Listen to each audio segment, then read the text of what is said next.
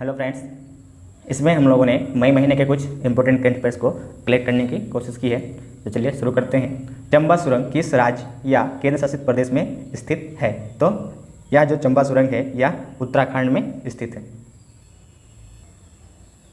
चारधाम योजना के तहत चंबा सुरंग का उद्घाटन जो है केंद्रीय सड़क परिवहन मंत्री नितिन गडकरी वीडियो कॉन्फ्रेंसिंग के द्वारा इसका उद्घाटन किया। चारधाम राजमार्ग विकास परियोजना का काम किस राजमार्ग पर चल रहा है, किस NH पर चल रहा है? तो ये NH 94।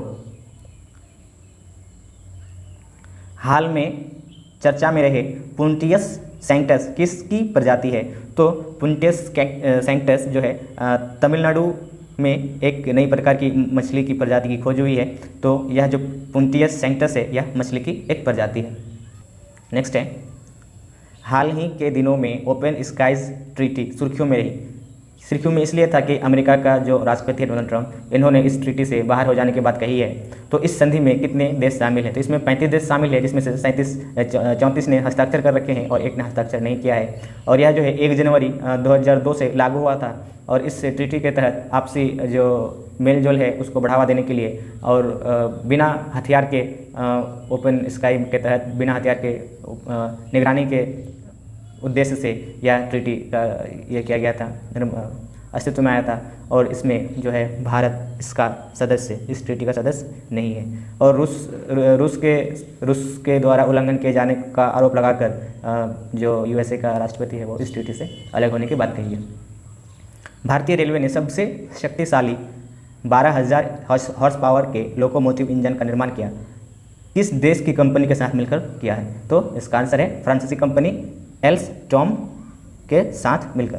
फ्रांसीसी कंपनी एल्स्टॉम के साथ मिलकर के भारतीय रेलवे ने सबसे शक्तिशाली 12,000 हॉर्स पावर के लोकोमोटिव इंजन का निर्माण किया है। भारत सरकार द्वारा घोषित आर्थिक पैकेज आत्मनिर्भर भारत अभियान की रकम कितनी है? तो इसकी रकम 20 लाख करोड़ रुपये, जो कि भारत के GDP का लगभग 10% है, इसकी घोषणा की गई थी लॉकडाउन के दौरान। हाल ही में सुर्खियों में रहा वंदे भारत मिशन का उद्देश्य क्या है या क्या था? तो लॉकडाउन में फंसे विदेशों में भारतीय नागरिकों को वापस लाने के लिए यह एक मिशन था। नहीं, विदेशों में फंसे भारतीय नागरिकों को वापस लाने के लिए यह वंदे भारत मिशन का वंदे भारत मिशन।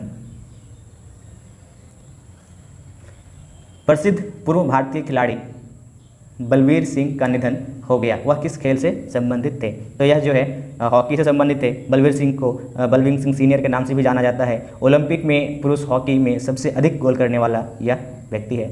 और 1957 में पद्मश्री से इसको नवाजा गया था, जो कि प्रथम व्यक्ति थे पद्मश्री पाने वाले। भारतीय मूल के किस अमेरिकी वैज्ञानिक को हाल ही में इन्वेंटर ऑफ द ईयर पुरस्कार से सम्मानित किया गया? तो हाल ही में जो भारतीय मूल के अमेरिकी वैज्ञानिक थे वो राजीव जोशी थे, जिसको कि इन्वेंटर ऑफ द ईयर पुरस्कार से सम्मानित किया गया। और इसका जो है इस पुरस्कार को New York intellectual property law association के द्वारा दिया जाता है। और राजीव जोशी का जो योगदान था electronic business and artificial intelligence के क्षेत्र में, उसका योगदान की वजह से इसे यह इन्वेंटर ऑफ द ईयर पुरस्कार से सम्मानित किया गया। नेक्स्ट है, किसे NDB न्यू डेवलपमेंट बैंक का अध्यक्ष चुना गया है? तो मार्कोस ट्राइजो को NDB यानी न्यू डेवलपमेंट बैंक का अध्यक्ष चुना गया है। NDB की स्थापना 15 जुलाई 2014 को हुआ था।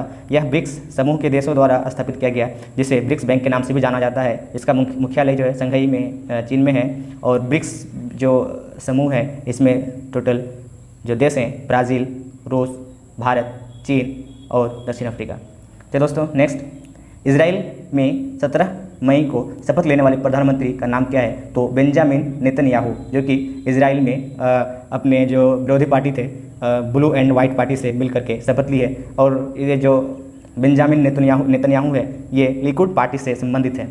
और इजराइल का संसद का नाम क्या है? तो इजराइल का संसद का नाम नेसेट है। ई नाम पोर्टल की शुरुआत कब की गई थी? तो ई नाम पोर्टल की शुरुआत 2016 में की गई थी, जिसमें 417 मंडियाँ पंजीकृत है।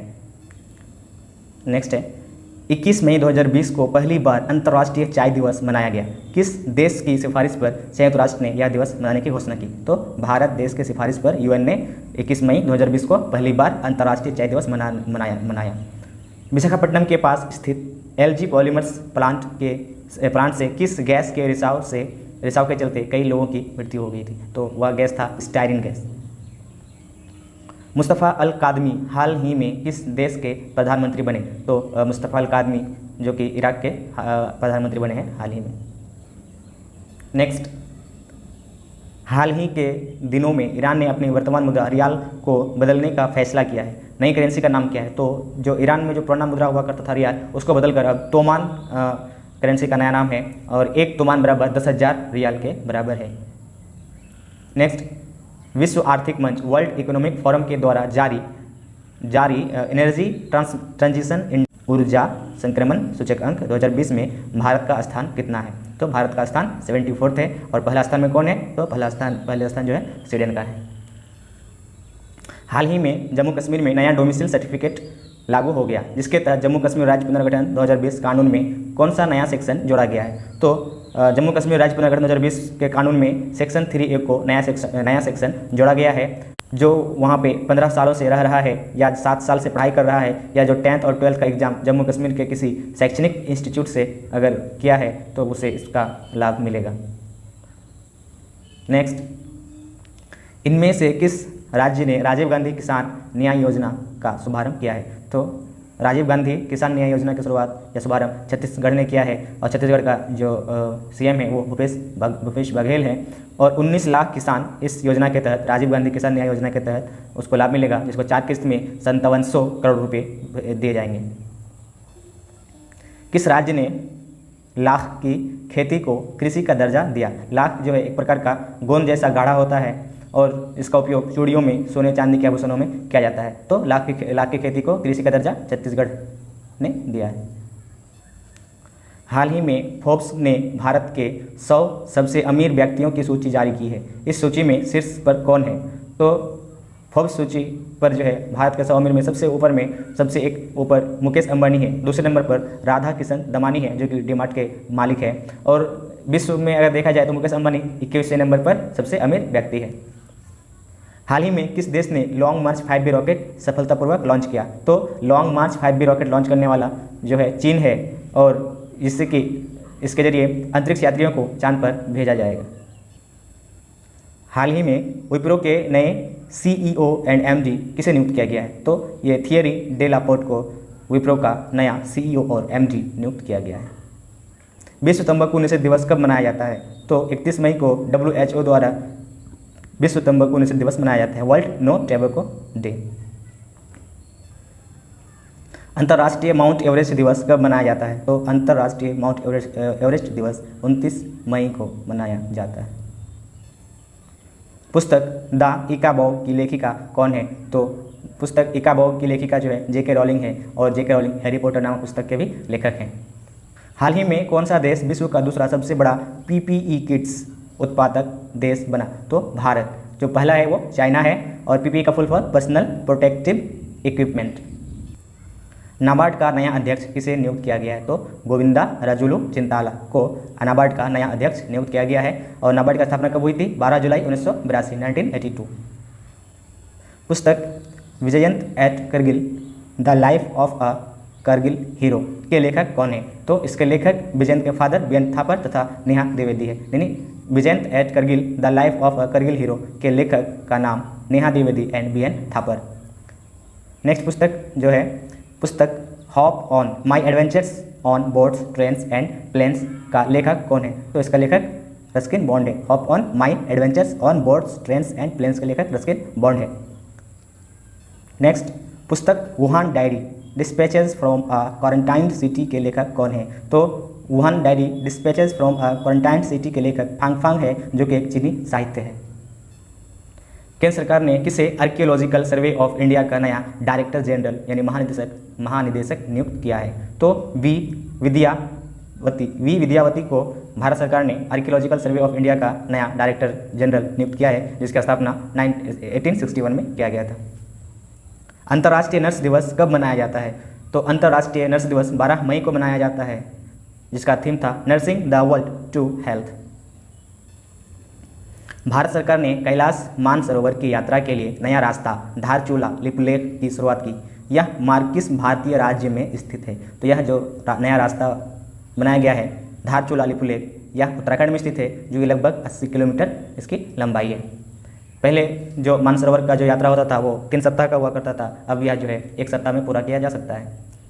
विश्व रेड क्रॉस दिवस कब मनाया जाता है? तो विश्व रेड क्रॉस दिवस 8 मई को मनाया जाता है हेनरी डोनेट के एनिवर्सरी पर, और 1863 को इसकी स्थापना हुई थी, और भारतीय रेड क्रॉस का स्थापना 1920 को हुआ था। किन भारतीयों को फीचर फोटोग्राफी की क्षेत्र में 2020 पुलित्जर पुरस्कार से सम्मानित किया गया? तो जो यह पुरस्कार है, पुलित्जर पुरस्कार से सम्मानित होने वाला डार यासीन, मुख्तार खान और जन्नी आनंद है। यह यूएसए का एक प्रतिष्ठित पुरस्कार है, जिसका स्थापना 1917 में हुआ था। यह पत्रकारिता तथा साहित्य रचना के क्षेत्र में दिया जाता है। राष्ट्रीय प्रौद्योगिकी दिवस कब मनाया जाता है? तो राष्ट्रीय प्रौद्योगिकी दिवस 11 मई को मनाया जाता है, और यह 1999 से मनाया जाता है। हाल ही में कहाँ स्थित पुह होनु ज्वालामुखी को विश्व का सबसे गर्म और बड़ा ज्वालामुखी घोषित किया गया है? तो हवाई में स्थित है यह ज्वालामुखी, पुह होनु ज्वालामुखी, जिसे विश्व का सबसे गर्म और बड़ा ज्वालामुखी घोषित किया गया है। यहीं पर हवाई पर ही पहले मोना लोआ जो ज्वालामुखी था वो विश्व का सबसे बड़ा और गर्म था ज्वालामुखी था, जो कि अब पुह होनु ज्वालामुखी विश्व का सबसे गर्म और बड़ा ज्वालामुखी घोषित किया गया है। हाल में नील नदी पर बन रहे ग्रैंड रेनेसा डैम को लेकर किन देशों के बीच विवाद देखने को मिल रहा है? तो यह विवाद मिस्र और इथियोपिया के बीच देखने को मिल रहा है। नील नदी जो विश्व की सबसे लंबी नदी है, उस पर इथियोपिया द्वारा ग्रैंड रेनेसा डैम बनाया जा रहा था, जिसका विरोध मिस्र के द्वारा किया जा रहा है। हाल ही में डायमर भाषा डैम को लेकर किन 2 देशों के बीच हस्ताक्षर किया गया? तो पाकिस्तान और चाइना के बीच डायमर भाषा डैम को लेकर के हस्ताक्षर किया गया है। यह डैम जो है सिंधु नदी पर बनेगा, जो कि 272 मीटर की हाइट, जिसकी हाइट 272 मीटर होगी। 2020 मई के महीने में किस चक्रवात का प्रभाव उड़ीसा और वेस्ट बंगाल के तट पर देखने को मिला? तो यह चक्रवात अम्फन चक्रवात था, जिसको सुपरसोनिक स्टॉर्म कहा जाता है। इसके जो इसमें जो हवा का जो गति होता है, पवन की गति 220 किलोमीटर प्रति घंटा, और यह जो नाम रखा गया था इस चक्रवात का, वो थाईलैंड के द्वारा रखा गया था। हाल के दिनों में विवादित भारत और चीन के बीच सीमा को क्या कहा जाता है? तो उसको LAC line of actual control कहा जाता है, जो कि हाल के दिनों में देखने को मिल रहा है। भारत और चीन के बीच जो विवाद चल रहा है। किस लेक पर भारत चीन सैनिकों के मध्य झड़प देखने को मिली? तो पंगोंग सो लेक, जो कि लद्दाख में स्थित है, यहाँ पर भारत और चीनी सैनिकों के बीच झड़प देखने को मिला। नेक्स्ट है, भारत और नेपाल के बीच हाल के दिनों में काला पानी लिम्पियाधुरा क्षेत्र को लेकर सीमा विवाद देखने को मिला। काला पानी क्षेत्र भारत के किस राज्य में स्थित है? तो यह भारत के उत्तराखंड में स्थित है। देवेश रॉय का निधन हो गया, वह थे एक बंगाली साहित्यकार। नेक्स्ट है, गोवा अपना राज्य स्थापना दिवस कब मनाता है? तो 30 मई को गोवा अपना राज्य स्थापना दिवस मनाता है, जिसको पूर्ण राज्य का दर्जा जो है 1987 में दिया गया था, और यह मुक्ति दिवस 19 दिसंबर को मनाता है, क्योंकि इसे जो पुर्तगाल से मुक्ति मिली थी वो 19 दिसंबर 1961 में मिली थी।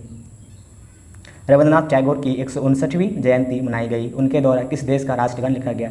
तो उसके द्वारा भारत के लिए भी और बांग्लादेश के लिए भी राष्ट्रगान लिखा गया। उनके द्वारा रचित आमान सोनार बांग्ला, जो कि अभी बांग्लादेश का राष्ट्रगान बना हुआ है। हाल ही में भारत के कई राज्यों में टिड्डियों का प्रहार देखने को मिला, ये किस संघ में आते हैं? तो ये ऑर्थोपोडा संघ से संबंधित है। तो चलिए दोस्तों, ये कुछ कलेक्शन था मई महीने का। जिस तरह निकलता जाएगा टाइम, मैं धीरे धीरे हर महीने का वीकली, मंथली और डेली बेस पे आप लोगों को करंट अफेयर से अवगत कराता रहूँगा।